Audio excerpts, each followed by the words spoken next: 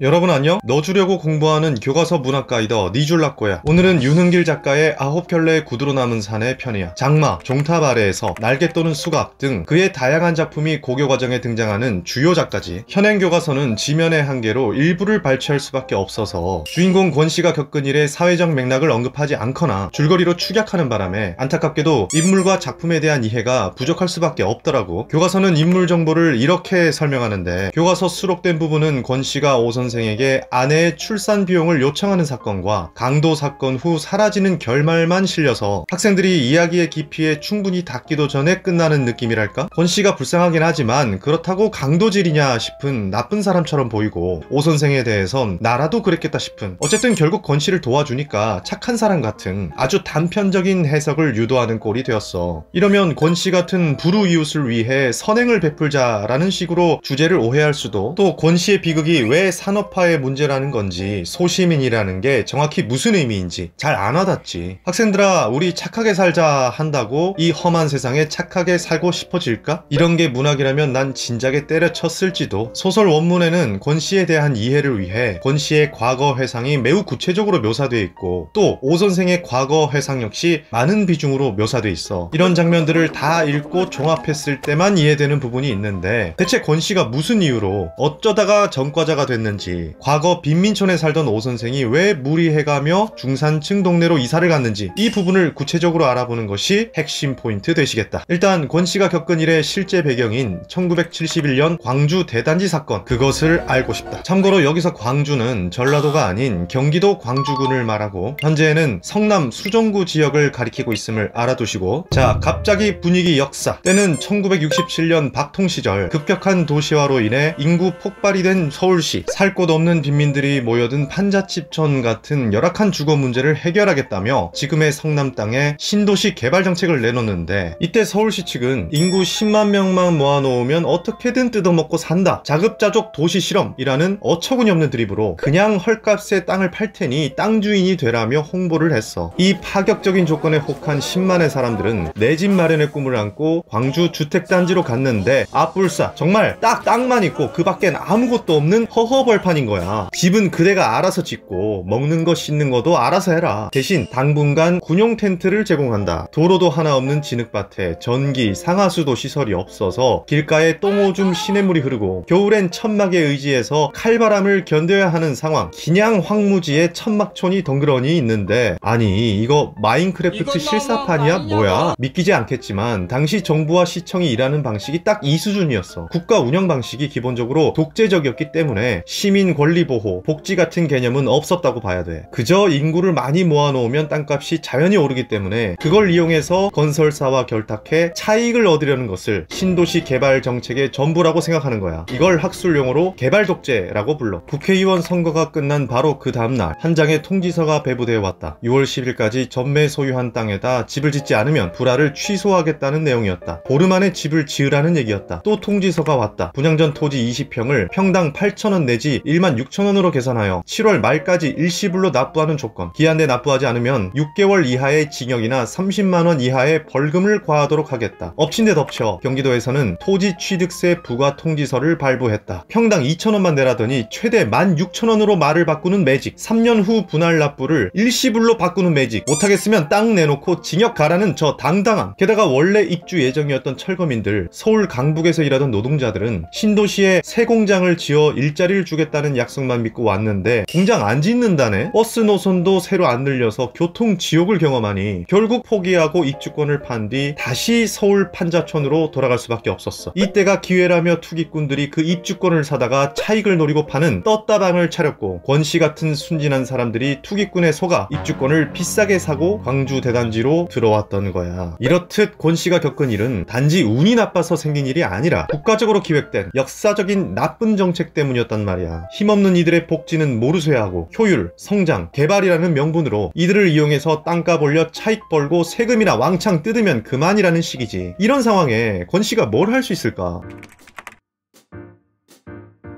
권 씨는 원래 시위를 주동할 만큼 투철한 신념이 있었던 사람이 아니야. 그는 당시 진학률이 30% 정도이던 대학을 나온 엘리트이고 가장으로서 가난에서 벗어나 보려고 중산층의 꿈을 안고 땅에 투자했던 아주 보통의 사람. 공동체 문제에는 방관자에 가깝다고. 하지만 어느 날 광주 대단지 시위 현장에서 이른바 나체화, 쉽게 말해 벌거벗은 인간의 찐 모습을 목격하고 충격을 받게 되는데 빗속에서 사람들이 경찰하고 한참 대결하는 중이었죠. 최루탄의 투석으로 맞서고 있었어요. 싸우는 장면에 그렇게 감동하지 않았어요. 그것보다는 다른 걱정이 앞섰으니까요. 잠시 지켜보고 있는 사이 3륜차 한 대가 길을 잘못 들어가지고는 누렇게 익은 참외가 와그르르 쏟아지더니 길바닥으로 구릅디다. 경찰을 상대하던 군중들이 돌멩이질을 딱 멈추더니 참외 쪽으로 벌떼처럼 달라붙습디다. 한 차분이나 되는 참외가 동이 나버립디다. 진흙탕에 떨어진 것까지 주워서는 어적어적 깨물어 먹는 거예요. 그걸 다투어 주워 먹도록 밑에서 떠받치는 그 무엇이 그저 무시무시하게 절실할 뿐이었죠. 이건 정말 나체화구나 하는 느낌이 처음으로 가슴에 팍 부딪혀 옵디다. 그 사람들하고는 종류가 다르다고 주장해온 근거가 벼랑간 흐려지는 기분이 듭디다. 주택 문제가 바로 자기 일인데도 시위자들과 거리를 두며 주저하던 소시민 권 씨가 이 참회 사건을 목격하자 눈이 뒤집혀서 적극적으로 시위에 참여하게 되는데 갑자기 어떤 신념이 생긴 게 아니라 벼랑 끝에 몰린 쥐가 눈이 돌아서 고양이한테 대드는 그 처절한 뭔가에 공감한 거지. 이 때문에 경찰에게 주동자로 낙인 찍혀서 수감당하게 돼. 코너에 몰린 인간의 원초적인 나체, 세상의 밑바닥에서 벌거벗은 인간을 목격한 순간 평소 그들과 종류가 다르다고 자부했던 생각이 틀렸다는 걸 고백하고 있어. 생각해봐. 부자든 빈자든 똑똑하든 아니든 아무것도 없는 무인도의 생존 지옥 앞에서 우리는 얼마나 다를 수 있을까. 인간을 밑바닥까지 몰아세우면 누구라도 똑같은 얼굴이 되는 거라고.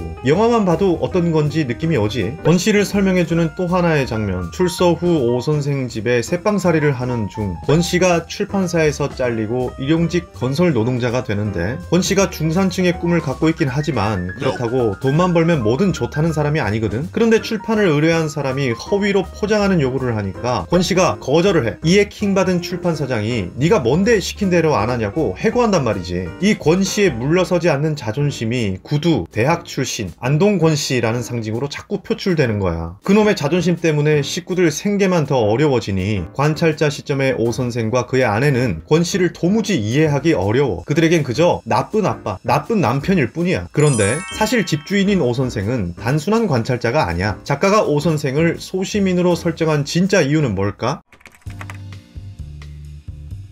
오 선생 식구가 무리하게 성남의 100평 땅으로 이사오기 전 그들은 단대리라는 빈민촌에 살았었는데 어느 날 오 선생이 아들 동준이가 동네 아이를 괴롭히는 장면을 보고 충격을 받아. 그 마을은 워낙 가난해서 애들이 과자 사 먹기도 힘든 형편인데 아들 동준이 고물장수의 아들에게 과자를 던져주면서 받아먹게 했던 거야. 심지어 폐수가 섞여 흐르는 냇가에 과자를 흘리고는 개구리 흉내를 시켜서 입으로 주워 먹게 하는 파렴치함을 보고 교사로서 양심에 충격을 받은 거지. 아니 내 아들이 일진이었다니. 분노한 오 선생이 아들 따귀를 때리고 내면의 목소리를 듣게 되는데 그 결론으로 엉뚱하게 중산층 동네로 이사가기로 결정했다는 거야. 이건 자신보다 가난한 사람들에 대한 이중적 태도를 보여주는 거야. 단대리 주민들과 어울려서 잘 지내보겠다는 게 아니라 주거 환경을 업그레이드해서 이런 일이 없도록 방지하겠다는 거야. 빈민 아이를 절대 괴롭혀서는 안 되지만 동시에 함께 어울릴 수도 없는 존재로 보고 있어. 선생은 공감이 아니라 동정적인, 쉽게 말해 나보다 못한 사람들을 단지 기부로 도와줘야 할 시혜적인 대상으로만 보고 있어. 아니 이 세상에 어떤 인간이 동정을 바라겠니. 역시 이런 시선으로 권 씨를 바라보기 때문에 나중에 권 씨가 아내의 제왕절개 수술비를 빌려줄 수 있냐는 말에 그토록 쩔쩔매며 내적 갈등을 보이는 거야. 물론 뒤에 도와주긴 하지만 그 판단 역시 결국 권 씨에게 돌려줘야 할 전세금이 있다는 생각에 실행하는 것이지 그 이상은 아니야. 이것은 오 선생이 완성된 인격이 아니라 윤리적으로 고뇌하는 인물이라는 뜻이고 이것이 현대 소시민을 표현하기 위해 중요한 설정인 거지. 작가는 평면적인 선악구도의 작품을 쓰려던 게 아니라 개발 독재 시대, 급격한 개발 구조가 만들어내는 피할 수 없는 문제, 나약하고 흔들리는 보통 사람들의 내면을 보여주고 싶었던 거거든. 이런 구조가 제어되지 않으면 앞으로 우리 사회는 어떻게 될 것인가에 대한 작가의 두려움이 투영된 소설이 아닐까 해. 같은 반의 기초생활수급자 학생을 기생수라고 부르며 차별하거나 같은 단지에 사는 임대 주민들과 출입 통로와 농사 놀이터를 따로 구분하자거나 아파트 경비 노동자를 아랫사람처럼 대하고 모욕하는 사건들이 증명하고 있잖아. 작가는 권 씨의 구두로 표상되는 생존에는 쓸모없는 자존심과 함께 일말의 양심은 있지만 이웃에게 공감할 줄 모르는 오 선생의 소시민성을 함께 보여주면서 이 모든 발단이 개발 독재 국가가 만든 구조와 무관하지 않다는 것을 구체적이고 흥미로운 묘사로 독자를 자극하고 있어.